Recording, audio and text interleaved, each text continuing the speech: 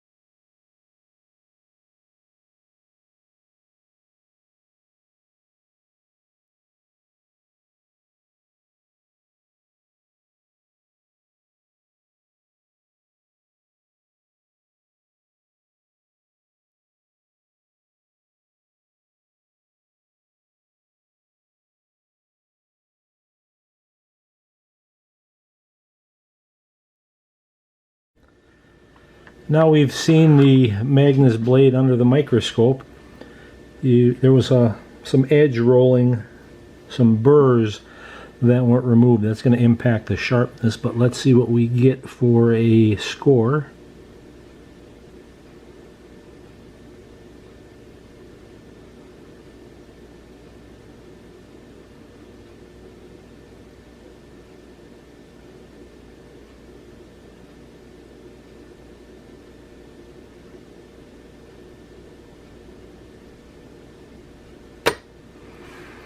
Yeah, that's what I expected.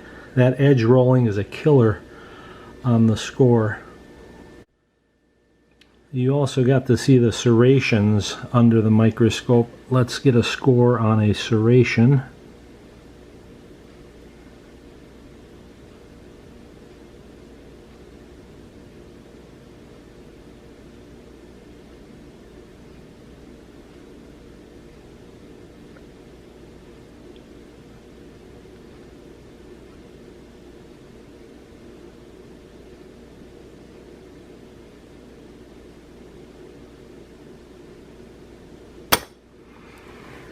Alright, that's quite high. The serrations look pretty rough when we looked at them under the microscope, so that sort of score is to be expected. Lastly, we'll look at the bleeder. I should probably hold that in a pliers to make it easier.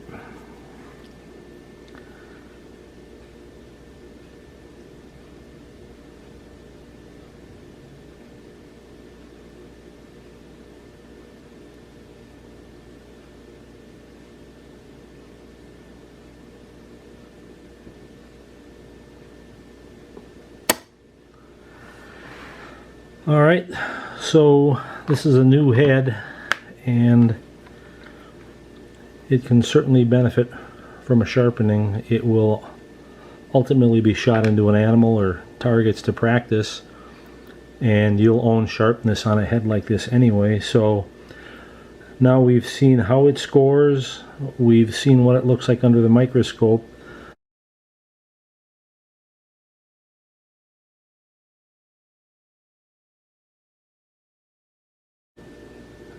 Now we'll see if we can improve upon that by sharpening the main blade and the bleeder, as well as sharpening these serrations. You want to get those sharp as well. Here is the weight of the head prior to sharpening, 122 grains. This was supposed to be 125 grain, but that's still pretty close.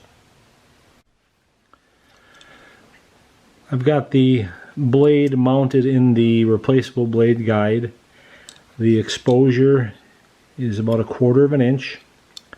You'll see that the serrations are ground by the factory on one side.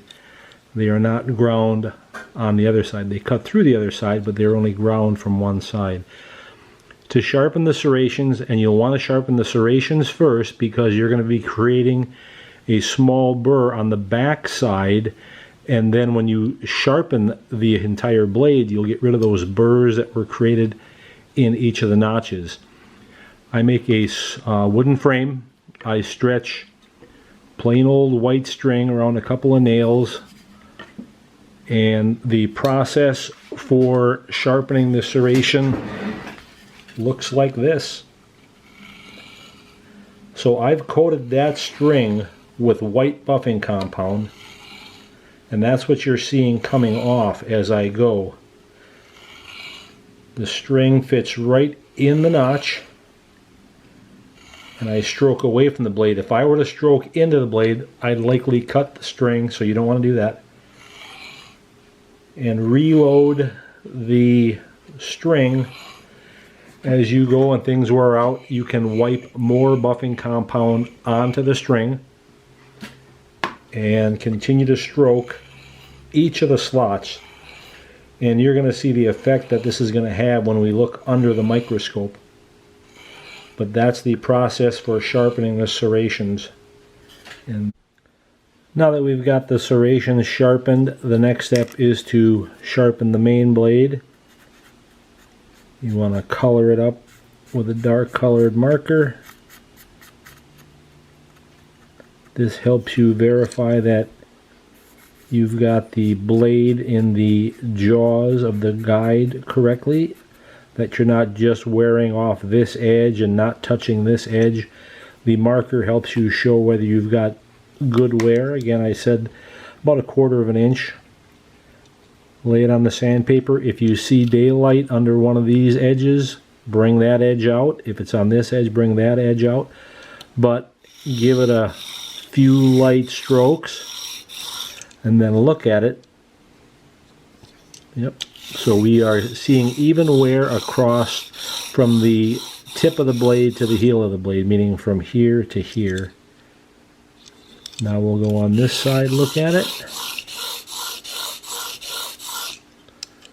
Same thing. We aren't overly wearing here, but yet seeing marker here. We're seeing even wear all the way across. So I'm going to go through and I'm going to sharpen both sides. The bleeder blade will be exactly the same, except you don't have the serrations. The exposure that you see here would be the same exposure you'd have on the trailing edge. As I said, I've already done the serrations. Now you guys are going to sharpen a couple of serrations and you're going to say, this guy's nuts. This takes forever. Sharpening 5 on a side 10 serrations, all I'm doing is telling you how to make this head even better. Whether or not you actually sharpen these serrations is entirely up to you. You don't have to even sharpen the main blade. You can take it right out of the package and hunt with it if you want. Sharpness is on you.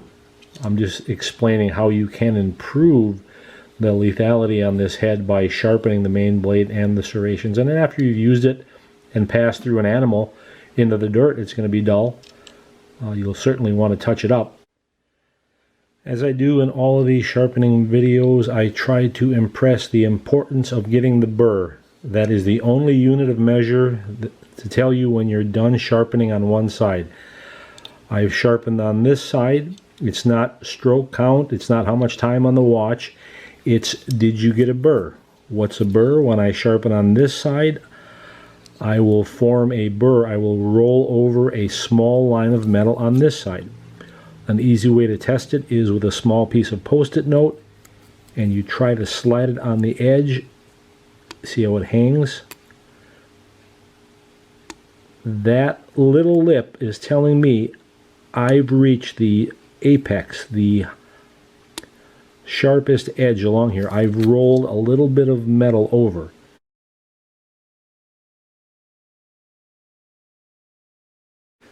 That's the unit of measure that tells you, all right, now I'm sharp on this side. It's time to flip it over and create a second burr. Now when I sharpen on this side, I'm going to fold over a burr on this already sharpened side. 2 burrs at this grit tells me I'm done with this grit. This is 400. I'm going to go to 800 after that. I'm going to create 2 burrs at 800, 2 burrs at 12, 2 burrs at 25. That's the only way I know that I'm reaching that fine edge.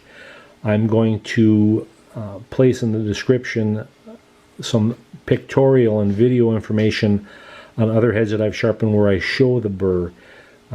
That'll help you understand. But if you're not getting a burr, you're just making the metal shiny, and you'll never get a head sharp. After I've gone through all the grits, in this case 400, 800, 1200, 2500, I finish with buffing compound on cereal box cardboard, either white or green. Wipe it on. Use only a reverse or a pulling stroke. If you try to go forward, you're going to scrape off the buffing compound, cut the cardboard. Now here you don't have a burr you're going to feel, even with a piece of paper. So even stroke counts will be just fine. If you decide to do 30 on one side, you're going to create a really micro fine burr. Match that on the other side with 30 strokes. Simply flip the guide over and do that many. If you want to go 30 on a side, then 20 on a side, then 10 on a side, then 5 on a side, then 1 on a side, the more strokes you put on it with the buffing compound, the finer that edge is going to be. You're going to be really honing that edge to a mirror finish. Next, we're going to take a look at the bleeder blades, and they are tiny. The exposure out of the guide is about 1/8 of an inch.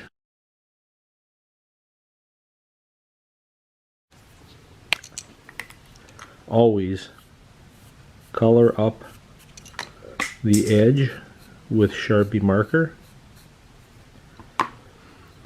Real light pressure. You're not getting a lot of blade in this guide. Clamp it down once you've got the blade edge set, but you do not want to put a lot of downward pressure. You'll slip the blade into the guide, you'll twist it. I mean very light pressure.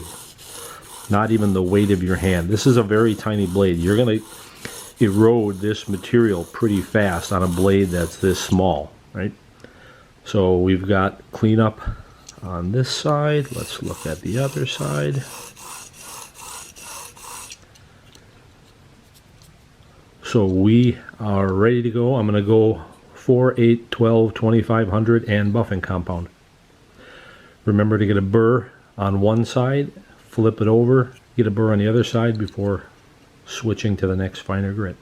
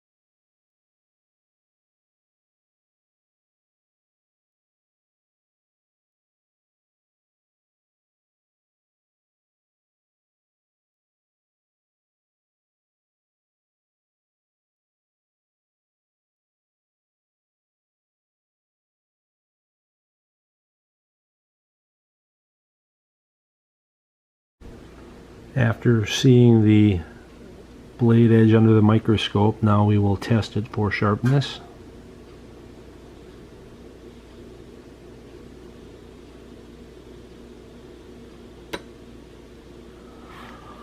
.124. That is sharp. Let's inspect one of the serrations now that we sharpened.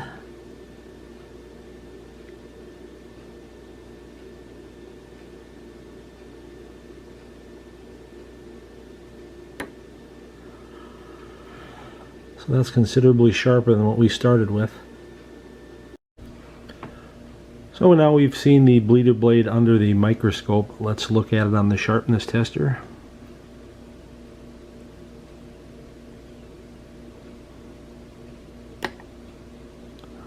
.127. That's pretty sharp. That is sharper than a razor blade. How do I know? I've tested razor blades on this machine.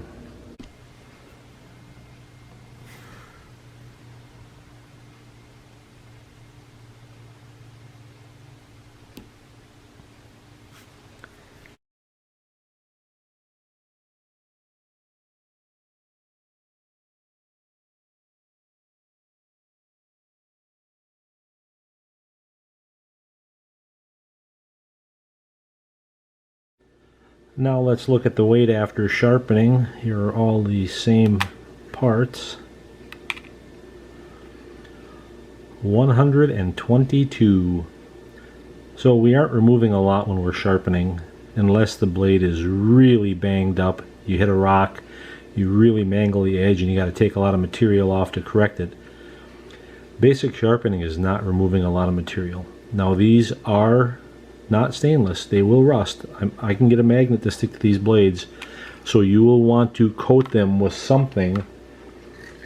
This is a great product. So is this. Both of these will do a great job staving off rust. You worked pretty hard to get these blades sharp. Let's not let them rust. So there you have it. This is the completed Magnus Black Hornet serrator. The process would be the same if you did not get the version with the serration. The only thing you'd leave off is sharpening the serrations, obviously.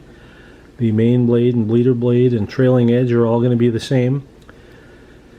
These are a popular head, and in this video it maybe didn't get a fair shake on the sharpness, but the rolled edges are what brought it down. I think every broadhead manufacturer, if they just went one step further in their edges, and that would be some sort of a buffing just to get rid of that factory burr, I think they'd be a lot sharper. I know there's added expense to that, but it would produce a better product. Magnus makes a fantastic product with a fantastic warranty. They're great heads. These no doubt are a great seller for them, and these are a great head for deer and hogs and very popular. So don't let the low scores on out-of-the-box sharpness deter you. It takes very little to really take them over the top. Just simple buffing alone, I think, would have helped a lot, just to get rid of that rolled edge and those burrs. So this is a great head, and I hope you found some value in this sharpening tutorial. Thanks.